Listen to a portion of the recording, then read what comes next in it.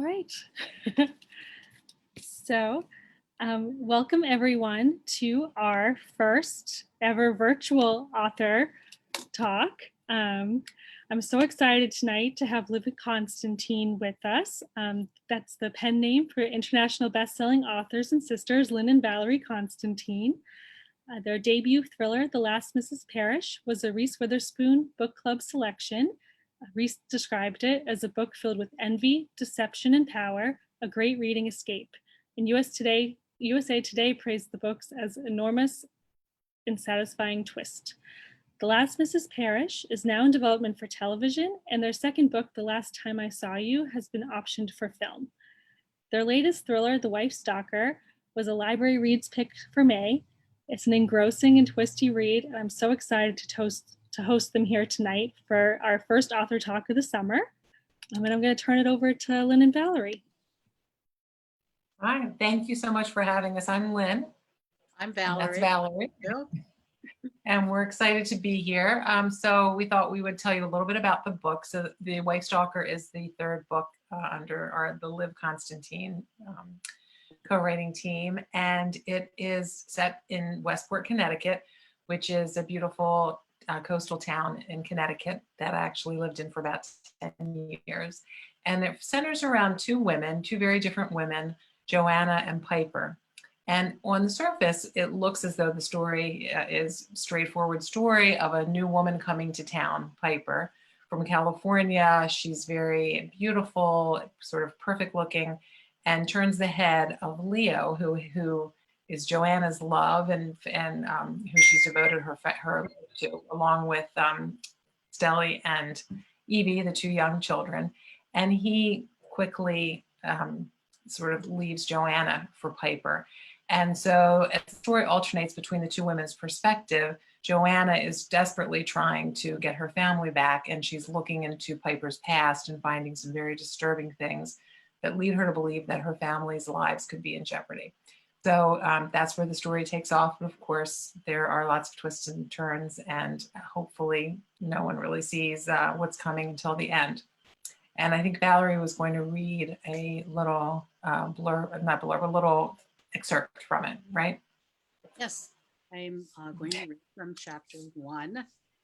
The chapters go back and forth between the two women, Piper and Joanna. So chapter 1 is Piper, and I just want to say that I have my dollar store reading glasses on with the little fake rhinestones because they're the ones that have the least reflection, I think, and I can't read without them. So, anyway, so this is a part of chapter 1. Piper Renard pulled into the parking lot of the Phoenix Recovery Center and parked in her reserved spot. When she'd been forced to leave San Diego 10 months ago, she wasn't sure where to go, only that she wanted to be as far away from the West Coast as possible. It had to be somewhere near the water, though, so that she could still sail on the weekends. And it needed to be a place where she could start over without standing out. After extensive research, she'd settled on Westport, Connecticut, a jewel of a town on the coast of Long Island Sound. The former home of Paul Newman and other celebrities, it had a sophisticated vibe and was just over an hour away from New York by train. But best of all, it was the kind of place that attracted people from all over, rather than the kind of small town where everyone's family had lived for generations, making them nosy about newcomers. She'd found the perfect house, a sprawling white clapboard on the water, and joined a yacht club where she kept the sailboat she'd bought as soon as she came east. The one problem she had to overcome was how to reinvent herself. She couldn't continue with her counseling practice, as her license was in her real name, so the next best thing was a business in a similar field. She'd been incredibly lucky to find an existing one for sale and bought the Phoenix Recovery Center a few weeks after moving to Westport. All she'd had to do was have a lawyer set up an LLC for her under the name Harmony Healing Arts. It had already been a thriving business, offering meditation retreats, mindfulness, recovery programs, and nutrition and yoga classes. She grabbed her briefcase from the passenger's seat, slid out of her Alfa Romeo Spider, and walked toward the entrance of the building, feeling a sense of pride as she looked up at the sleek, two-story structure of glass and cedar. She unlocked the front door and went directly to her office. It was still early, 6:30 a.m. Piper liked to be there well before the center opened at 8. It gave her time to get centered before she thrust herself into her busy day. She opened her laptop to check the social media accounts for Phoenix Recovery Center. Instagram first. Another 300 followers. Excellent. It must have been the podcast episode she'd uploaded yesterday on filling your well before trying to fill someone else's. Twitter next. 35 retweets of her blog post on selfishness being the new selflessness.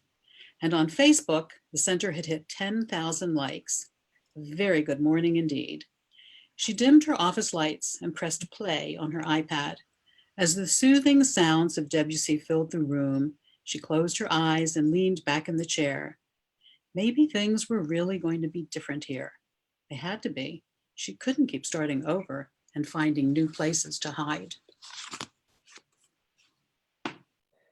So Valerie and I thought we would talk a little bit about how we work together. That seems to be one of the first questions and the most frequent question that we get as to co-authors and sisters. People often say, I don't know how you write with your sister. I love my sister, but I would kill her. Fortunately, that isn't an issue. We get along very well. So we really began, I think our love of writing began with our love of reading and our love of libraries. And back to our earliest childhood memories, we would go on a weekly basis with our mom and our aunt to the public library, and we would check a book out. Oftentimes, all of us would pick the same book, read it, and have our own sort of family book club. And at the time, this was over 20 years ago, Val and I were talking about what we liked to read then, which was a lot of family sagas were in vogue, and we were reading Susan Howich and others similar to her. And we talked about how, and a lot of them were ethnic stories as well, Italian families, Irish families, and there really weren't any about Greek families. And Valerie and I are both Greek. So I said, there really aren't any books about Greek families. Maybe we ought to write one. And so we did. We wrote a book together called Circle Dance, again, over 20 years ago. And not knowing anything about it, we bought a book called How to Write and Sell Your First Novel. We used to get together once a week. This was before internet and email. So we would separately write and then physically get together. We lived in the same state at that time. And we would go over each other's work. And we had a quota of 3 pages a day during the week. So 15 pages a week. And when we kind of methodically went along and finished the book, really naively thinking it was going to immediately get picked up by an agent and get published. And we persevered, and we ultimately did get a small publisher on our own. We didn't get an agent at the time. And the book was published, and, it did okay, but nothing spectacular because, as I said, it was a small publisher. And then I moved away to Connecticut. I had twins who were 4. I got very active with them in homeschooling, and Val was active in her career. And so we didn't come back together until, I guess, about 6-7 years ago when we began collaborating again. And that's when we started writing together as Liv. And then I'll turn it over to Valerie about how that started and how that goes. Thank you, Lynn. But the way it began, it actually began with Lynn, who went to a Thriller Fest conference by herself and in New York.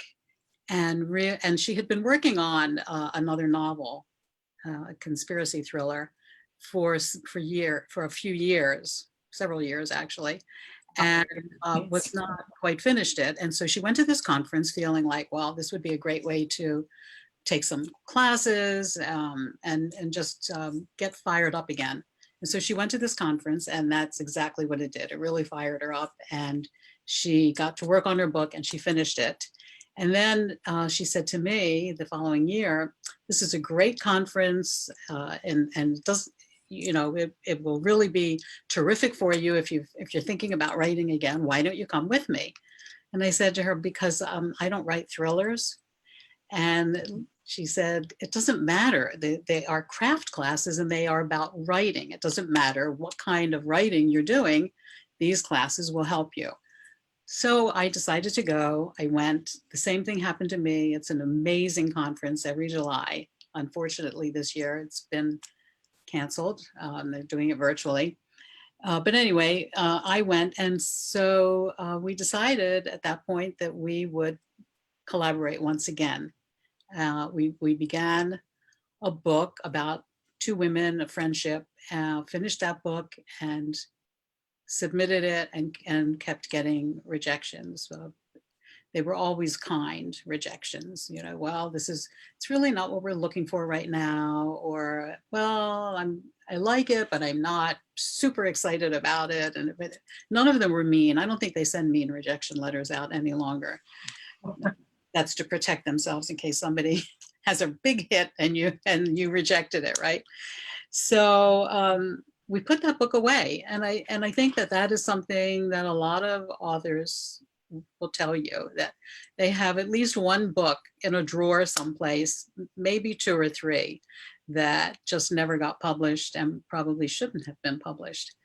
So we put it away and we started on another book. The way we begin is that we take an idea or situation that seems like an everyday kind of experience that most people have had, or at least they've seen or heard about, that's a common occurrence, and talk about how we can turn that on its head and just make it turn upside down.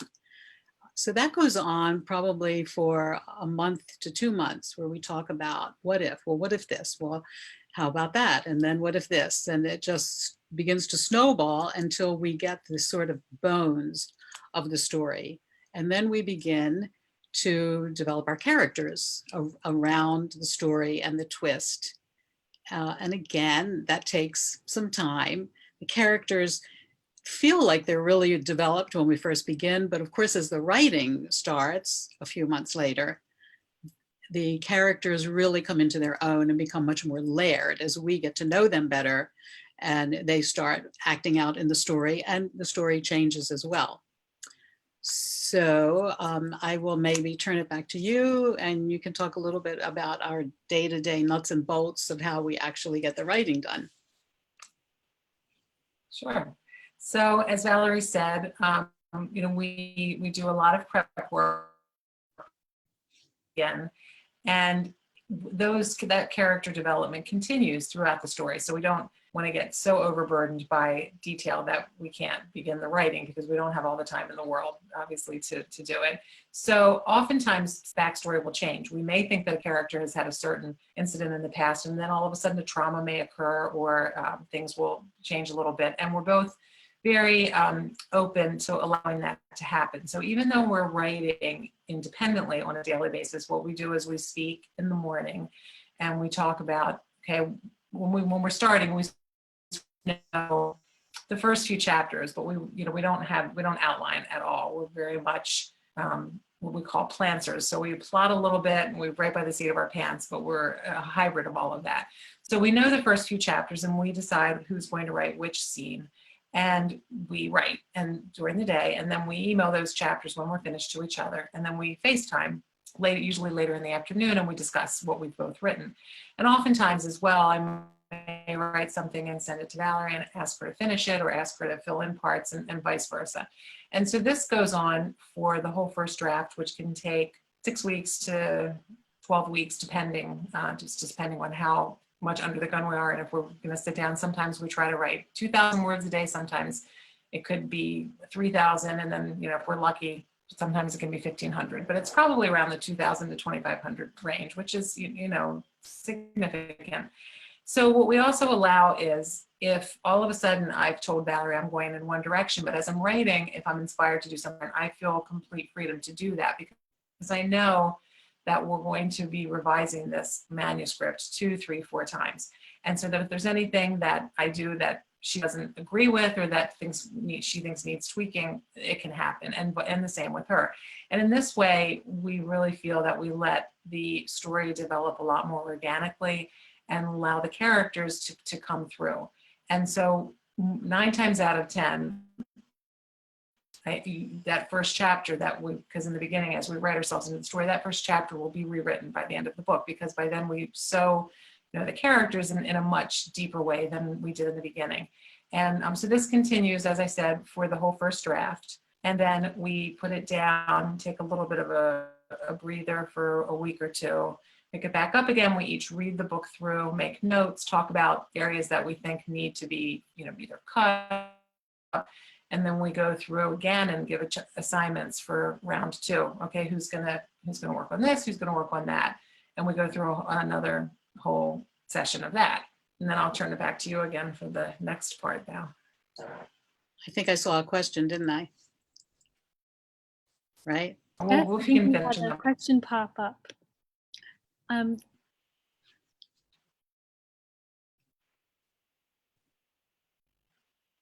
sorry, I can't hear. I can't hear it. I didn't hear that, but I think I saw the beginning of the question, and I know exactly what the ending of it was. What happens when we don't agree? Right. Right? Everybody, Right. that is a famous question that we get asked all the time.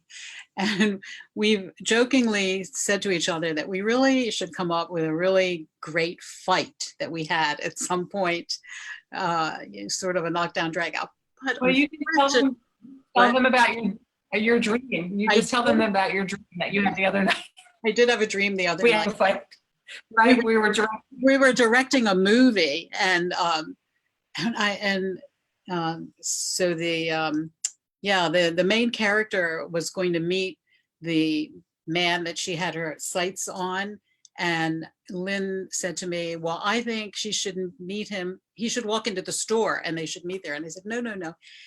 They should meet at a party at his house. And we had a big fight about it. But that doesn't happen in real life. And we don't direct it either. So not yet, anyway.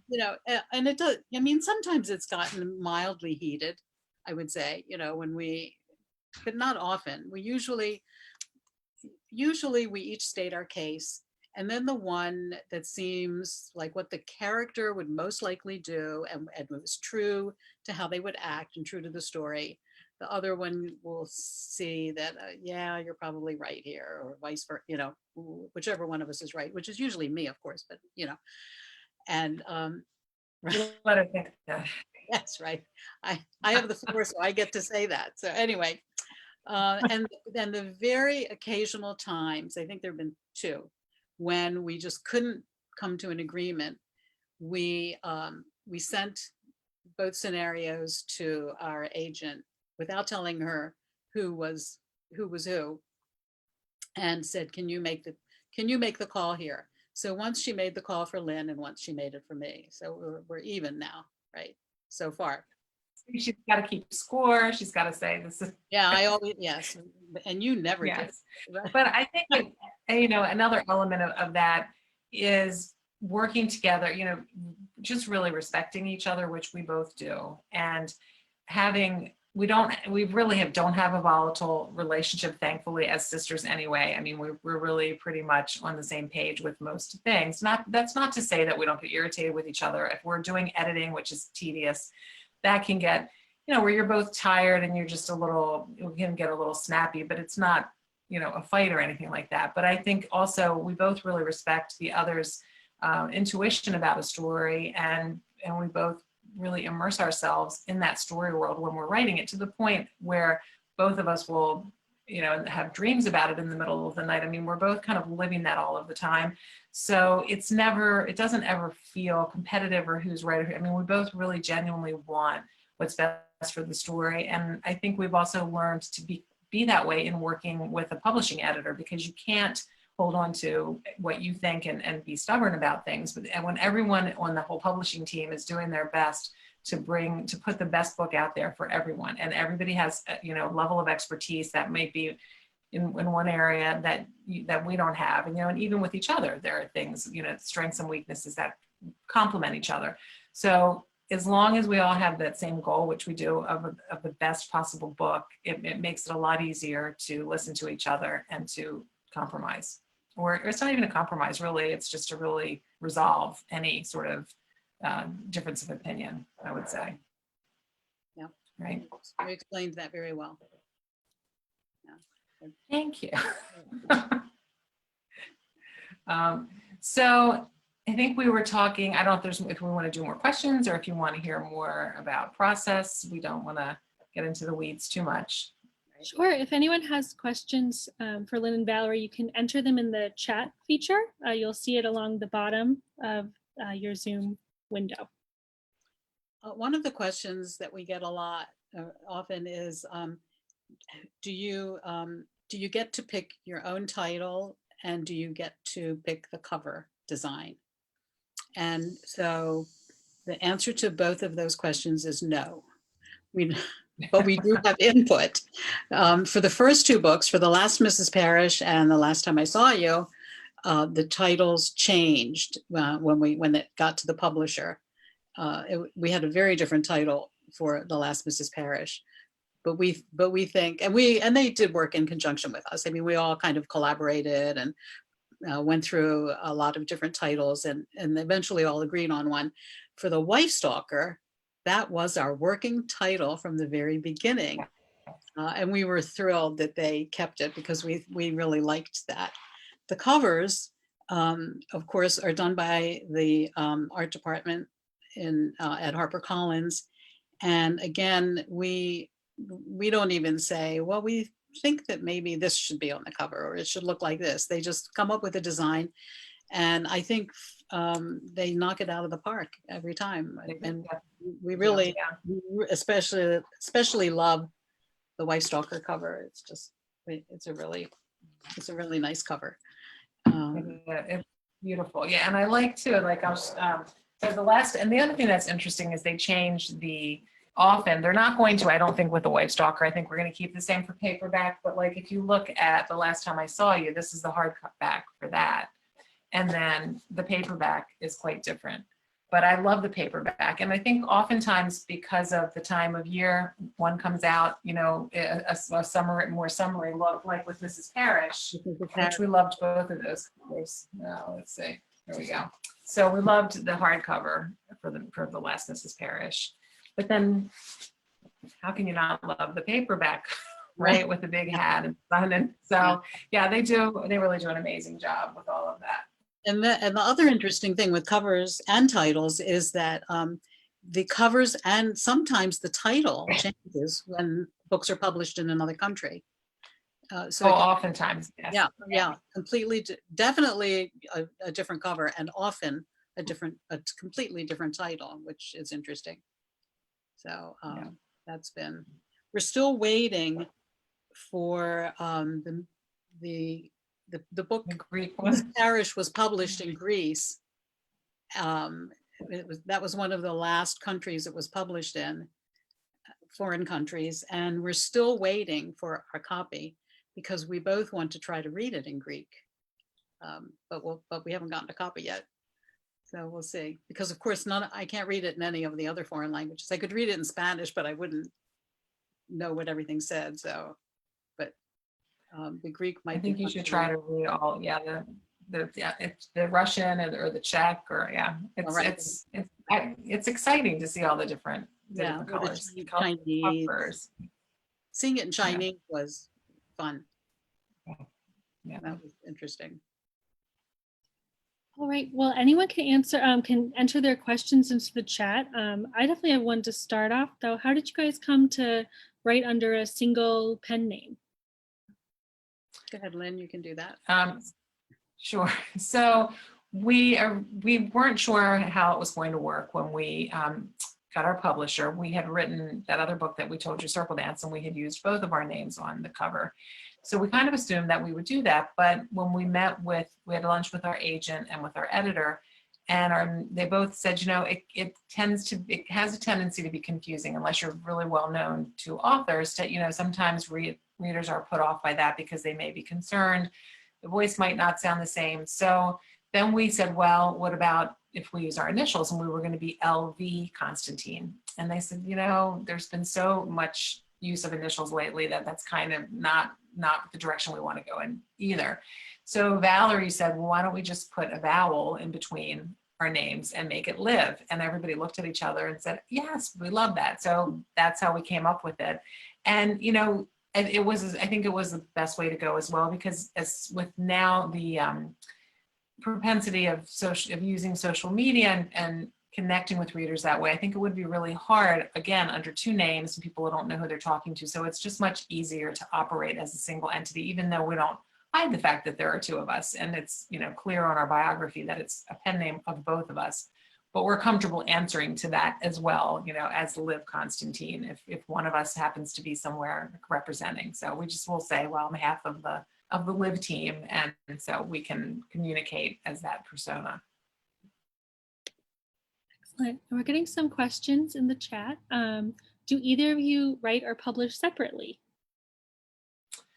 Yes. So I write under another name, Elsie Shaw. So my husband gets confused as to who I am.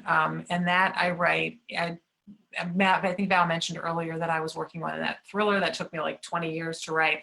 So that is The Network, which I have that as well somewhere. Here we go. My book's here. So this I write under Elsie Shaw, and the second book coming out, which I don't have handy, is the Silent Conspiracy, coming out in September. And this is a series with two investigative journalists, a man and a woman, Jack and Taylor Logan. And so it's more of it's not a psychological thriller. This is more world stakes, a lot more body count, action thriller, which is the reason I write it not even under Lynn Constantine, because Lynn is so similar to Liv that the concern was people might pick that up thinking it's a Liv book, and readers, you want readers to get the book that they think that they're getting, in the same genre. So even though it's still a thriller, it's definitely more of a subgenre separate from psychological thrillers. And Valerie is working on, and I don't know what name she'll use, but she's working on an independent project as well right now. So. Excellent. So more to come. Do you always write in the same space, or do you like it quiet, or do you like to write to music? You want to start, Val? Sure. I have 3 different places.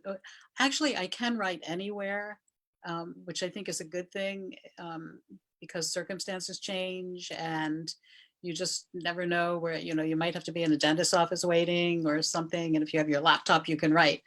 I cannot write in coffee shops because I tend to get too immersed in other people's conversations and start listening. Oh, that is really interesting. So I can't do that. I do have a desk which right now is covered with other papers that I'm working on. So I haven't been working there, but that is normally where I work, and I am alone there. But I also have been known to very often write at the kitchen table or outside on my deck.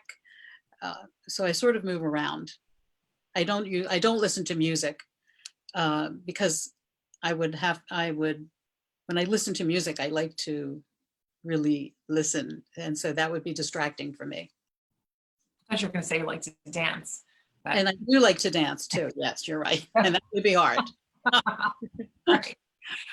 I also can write anywhere. When I was carting them around when they were younger, I would often write in, waiting. And I would listen to classical music to drown out any conversation around me. But now I have my own office at home, and I do 99% of my writing in my office. And I don't listen to anything unless my husband also works from home. So his office is right outside of mine. So if he's on a conference call, then I will put my earphones in and listen to some classical music, because the talking is distracting for me. Sure. Let's see. Now, I know that both The Last Mrs. Parrish and Last Time I Saw You are in development for kind of the big and small screen. What has that been like for you guys as the authors? Are you involved? How do you? It must be exciting.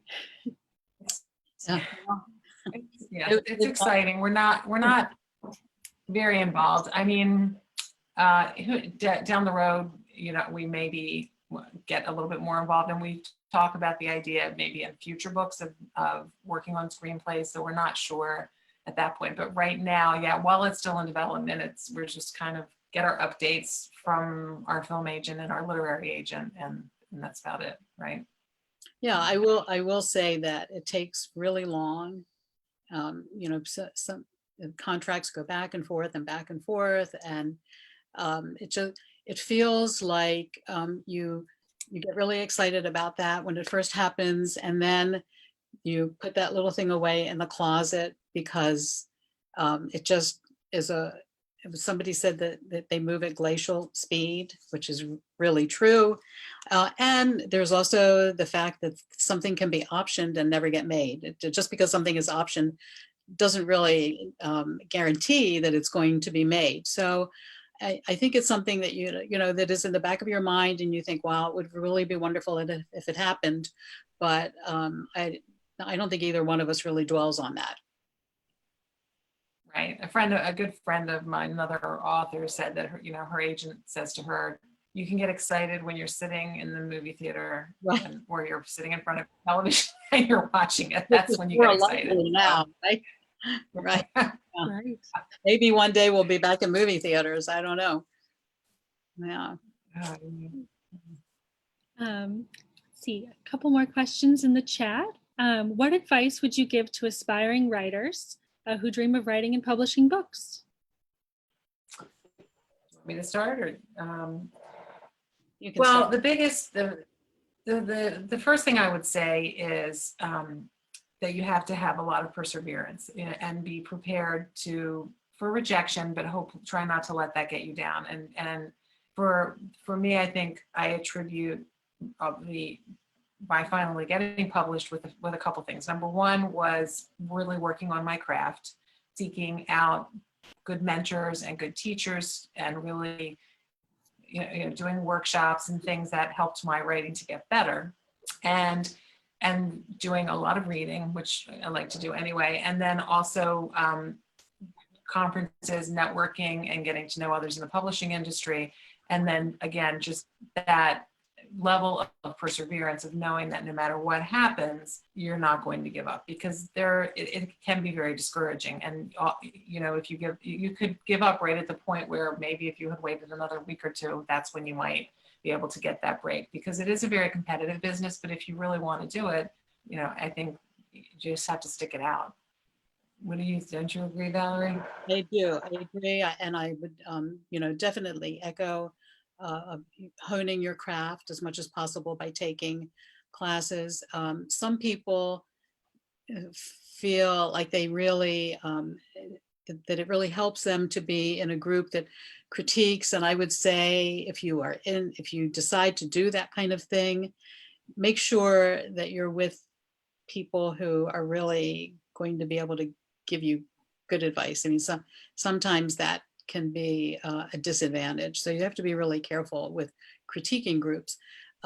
In terms of, yes, lots of reading. And I would say as much as you can, intersperse your reading with the classics, because there's nothing like that for, really helping your writing and the style. And lastly, I would say write the book that you love. Don't look at what trends are, or feel like, oh, these really seem to be popular right now, so maybe I'll write this in this genre. And if it's not something that you love, and not the kind of book you love to read, then it probably is not a good fit. So just write what you love to read and what you're really passionate about. Yes, I agree with that. Excellent. We had another interesting question. Do you try to keep your books to a certain number of pages? So it's so interesting. Yeah, I mean, we do word counts. So I mean, anywhere from 80,000 to 100,000 words typically, which is, I don't know, 3 to 350. But talk to, doing this author talk that I've been doing lately, and I'll talk to some authors who talk about that they plotted everything out, and they do the 3-act structure, and they know exactly which chapter their twists and turns. And it's so interesting because we don't do any of that. We really just write the story, and the story is as long as the story needs to be, within reason. I mean, we're not going to write a 500-page book, because that's not what our editor's going to want. And there are definitely our standards, but we don't say, I mean, we estimate, okay, in terms of our scheduling, we say, if we write around 90,000 words and we need to have it delivered, that's how we figure out what our goal is. But the story will dictate whether that's a little bit on the shorter side, which could be like 80,000, or a little bit longer, 100 and some thousand. So we really don't follow any type of formula at all, other than what's going on in the story. Right. Right. But the books do tend to be somewhere between 300 and maybe 360 pages. Yeah. I would say. Right. But, which is about right for the genre. And of course, every genre is different, obviously. Right. And if you're a Russian author, then you have to write 1,000 pages. So, well, right. I mean, you never know. Like you have the goldfinch, right? Which was how many? I mean, there's right. always the anomaly that, but Right. but I would, especially if you're a new writer, I would encourage you to look up whatever genre you're writing, and writers can find what is the typical range of that genre. And you want to aim for that, because it's expensive for publishers. They're not to be able to print a book that is that many pages if it's 200,000, and for readers too, it's daunting to have a book that's like that, unless that's, I guess, Game of Thrones, this sort of thing have that. But for most of them, you want to be in the typical range. Yeah, right. Speaking of genre, I know that your second book, the last time I saw you, it has more of a murder mystery feel. Did you find the process a little different for writing that one to the thrillers? That was very different. And it was more complicated. It was more difficult to write. And we deliberately went in that direction, more of a sort of Hitchcock, Agatha Christie sort of feel, where it still, we felt, had elements of a psychological thriller. But we felt like we couldn't write the same book again. Mrs. Parrish was Mrs. Parrish, and we just went in a little bit of a different direction for that one. I think some readers I think there were some readers who were expecting more of a kind of flashy Mrs. Parrish book again. But the writing was challenging for that one, not only because it was a different sort of format, but also because it was the second book after a very popular book. And so there was pressure to make it better and, or live up to the first book. Would you agree, Lynn? It's true. I mean, even with the wife stalker, people, we get a lot of comments on Instagram that, well, I loved Parrish and I hope this is as good. And, so fortunately, so far I'm seeing a lot of happy people saying that they're enjoying it as much as Mrs. Parrish. And I think it is more similar. Of course, it's not the same story at all, and it's not as flashy, but it has some of those sort of Parrish vibes, I guess you would say. So, but again, it wasn't that we intentionally did that. I mean, that idea for the story came to us, and we just go with this. We follow the story that we really can get excited about and passionate about, and we hope it's going to resonate with our readers. Excellent. Oh, we have a question in the Q&A. Where do you find writing classes? Did you two start with writing classes before you? Well, my college major was English literature, so that was helpful. And then where I am in Annapolis, we have an amazing college here, St. John's College, which has an outreach into the community that's just unbelievable. So they have writing classes that you can take, not for credit, just for people in the community. They have a series of great book conversations that are, that last for the whole year, and they take maybe 12 different books. It's usually a Greek tragedy and something of Shakespeare, and you just sit around and discuss it. Similar to the classes that are there, which are just with a tutor and not a lecture kind of thing. Everyone just sort of talks about the books. So that's been a terrific resource for me. And then, of course, Thriller Fest was also terrific. We go every year, and the craft classes and the lectures there are wonderful. And Lynn, you found a terrific mentor. I found a local group that was called Write Yourself Free in Westport, Connecticut. Their teacher, Patrick McCord, he's still doing some. I don't know if he's doing any online classes, but that was a small group setting where there were 5 writers, and we would get together once a week for 3 hours, and he would read a little bit, and he would give you, not the critique, the feedback, and the other people wouldn't really criticize. They would just kind of tell you what they heard, and he would go over different elements of story that was helpful. But I think probably in most communities there are local writers groups, and the best thing would be to really ask around and get recommendations from other writers who have done well using certain people, because it's like anything. I mean, the wrong writing advice is worse, I think, than no writing advice, right? And you have to be, as Valerie said, you do have to be careful, because it's not all created equal, and you want to be in a situation where you're able to develop your voice and you're getting that support. So I would just say do the research. And another really way to do that is to work with a really good freelance editor. If you've been writing and you need help polishing, and again, you can get recommendations. And ITW, which is International Thriller Writers, their website is a great resource, and there are a lot of people there that writers can get advice from. And they also do an online thriller writing course with I think they have 7 or 8 different instructors. That is a rolling thing. So that's another avenue to look into.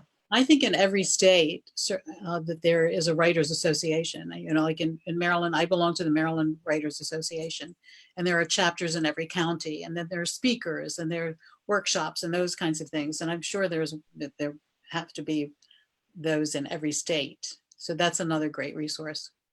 Sure. And I wonder if St. John's has online. What did you say, Erin? Oh, I said I'll give a quick library plug too. We do have a couple great writing groups. If you go to the Wilmington Library webpage, you can find those as well. That's great. And I was going to say, Valerie, but I bet you that just St. John's might, especially in today's environment, maybe they have some online courses that are open. Yeah, that's very true. Right. They probably Yeah. do. So, yeah. Excellent. One thing I was wondering is this must be quite a different book tour for you two with the pandemic. How has that been different? Is it all bad? Is there some good in that? What would you say? It's mixed. Well, I mean, there have been, obviously there are positive aspects to it. I mean, we both really miss meeting with readers in person, with booksellers, with librarians. I mean, there's just nothing that can replace being in the same room and talking to people and connecting.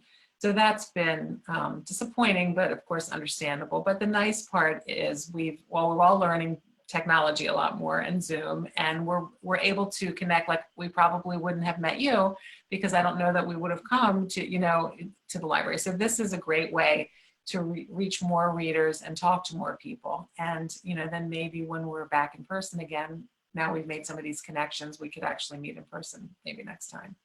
Right? Yeah, true. And we don't have to get on an airplane, so that's good, I guess, right? Yes. It's always tiring. Yeah. Yes, we have a comment in the chat that one of our viewers is loving the online chat because it helps them connect when they don't live near a bookstore that has a book signing. So I think we do definitely appreciate it. We've heard that comment before, oh gosh, authors never come to my town. And so this is a great way to be able to attend one, which is wonderful, because as Lynn said, I think we really are able to reach more people. I just wish we could see them, because there's just something about connecting with readers and having that give and take, and actually hearing somebody ask the question and seeing their face. So I definitely miss that part of it. I mean, and I think we're probably going to move to a place in the future where it's a combination of both. I think people are realizing that, yeah, people are interested in getting online and seeing this, and that it is an opportunity for people who don't necessarily want to get in the car and go to a bookstore, or can't, or are not near one. So even when hopefully the world goes back to normal, whatever that is, maybe we'll be seeing half a virtual, half a real tour, for artists and authors. Yeah, I think so. Oh, we have a viewer from Texas, so it's great. We're nice, great, wide-reaching. Let's see. Oh, I was also wondering, I know at our library, the Reese Witherspoon's book club picks are a real literary tastemaker here. What was it like for you guys to hear that you'd been selected for her book club? It was amazing. It was, Yes. yeah, Yeah, it was we were shocked. mind blowing. Yeah, we had no idea, and we were, beyond, I mean, and still are beyond grateful. It was just such a good experience. You know, first of all, Reese is such an amazing person, and all the things that she does for women and for the community at large is terrific. And it was such an honor for that to be chosen and to be a part of that. And even today, like when the White Stalker came out, they were so gracious to do a shout out about it. And you're considered an alumni once you've been a part of the book club. Yeah, I mean, I think it's definitely been a huge highlight of our journey so far with publishing. So Lynn has a little quick story to tell you about Reese Witherspoon and social media. And was it Instagram? It was Instagram. So when I had just started learning Instagram, I was kind of a Twitter expert, and it was 2017, right when this happened. So it's been 3 years ago. And I have twins who are now 19. So at the time they were 16. And looking at Instagram, and I saw that Reese herself tagged me in a post with, about the book. It was like she had done a video about why. I'm like, oh my gosh. I called my daughter. I said, look at this. What am I supposed to do? She's like, Mom, like it, put a heart there. You have to like it. And I said, well, should I say something? She's like, yes, right. Write her. So I typed in there, thank you so much. We're just over the moon. And she right away wrote back and said, oh, I didn't even realize there were two of you until last week, with like a laughing emoji. And so I wrote back a laughing. And again, and the whole interaction, everything that would happen, I've got my daughter next to me, making sure that I'm doing the right thing. And it was like so unnerving. I'm expecting to be so taken aback and so starstruck, but I really was. But anyway, she was, super sweet and gracious and wrote me back. So that was my little interaction with Reese on Instagram, which now I understand how to use, fortunately. But. Oh. Right. Well, any questions can go right in the chat. Oh, do you both use Instagram now? Lynn is the Instagram, Twitter, social media expert, and I get down on my knees every day and thank God that she does that, because I'm terrible at that. I am on Instagram, personally, but I don't really post that often, and I might check it every 3 days and that kind of thing. So Lynn is the one who sends me reviews and news and all of the. She does it all. Yeah, I'll see something cute. I'll do a screenshot. I'll text you to her. Right. Yeah. Thank you, Lynn. Yes, you're welcome.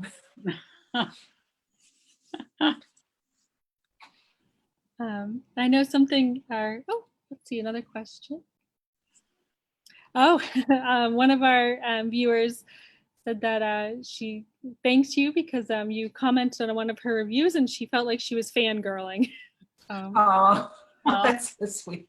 Thank you. Well, I mean, I love seeing, I love getting tagged with pictures and with reviews. And, I don't know if people realize, how much we appreciate when someone has something nice to say, or that someone takes the time to share a review of what they thought about, our work. We read them and we see those. Valerie doesn't, but then she does through me. But most authors do. And and I do try. I'm not always able to get to everything, but I do try to at least, like something. And when I'm able to write something back, then I will.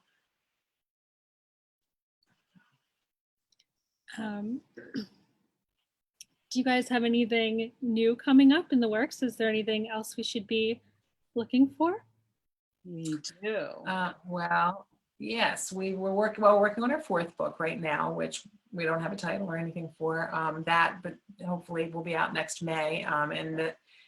This one, it'll be another psychological thriller with a woman main character, and this time we'll have a male point of view, which we haven't yet had in our books. And then, as I said, under Elsie Shaw, the network is out now, and then the Silent Conspiracy will be out in September. So, yeah. But for right now, the Wife Stalker, and then Last Time I Saw You out in paperback, which is here. Yeah. Right. Any other? You're looking at two different screens, right? It's I getting. am. I know it's tough to do that. I See know. myself from all angles. I know, right? Hmm. Oh, and I know, at least for myself, one last question I had is, do you guys always, do you know the twists going in, or do you sometimes find some by surprise as you're writing? Both, both of the above, right? We know the big twist always, the main twist that the book is going to turn on, but as we write, you hit it right on the head. Yes, the other twists happen, and some things that we thought were going to happen don't. So that definitely develops along the way. But we pretty much know the ending when we start. Although we did have one change in one book where the ending changed. Yeah, I mean, we know the twist ending, but we don't always know what's going to happen to all the characters, because a lot of times we'll say, well, what's going to happen to her, and we're like, I don't know, we'll have to see, and it changes. But right, because they're not all the twist isn't always dependent upon all the characters coming out one way or another. It's just as long as the twist. In the last time I saw you, the killer changed fairly late in the second one. in the writing process. Yeah. Right. So that was surprising to us. Sure. Well, thank you guys so much for answering all the questions. If anyone has any additional questions to add to the chat, I'm also going to paste, we've partnered with Haley Booksellers to have Liv Constantine's books available for sale. So I'm going to paste that in the chat here, and it will also be on our website on the live feed there. Thank you. Thank you so much. Thank you for inviting us. for having me. Great. It was so nice to meet you. Thanks everybody for watching. Yes. Everyone stay well, stay safe. Stay well, absolutely. Yes, be safe. Thank you so much for joining our first author talk of the summer and our first ever virtual author talk. Oh, my pleasure. Thanks for having us. Thank you so much. Thank you. Bye-bye. Good night.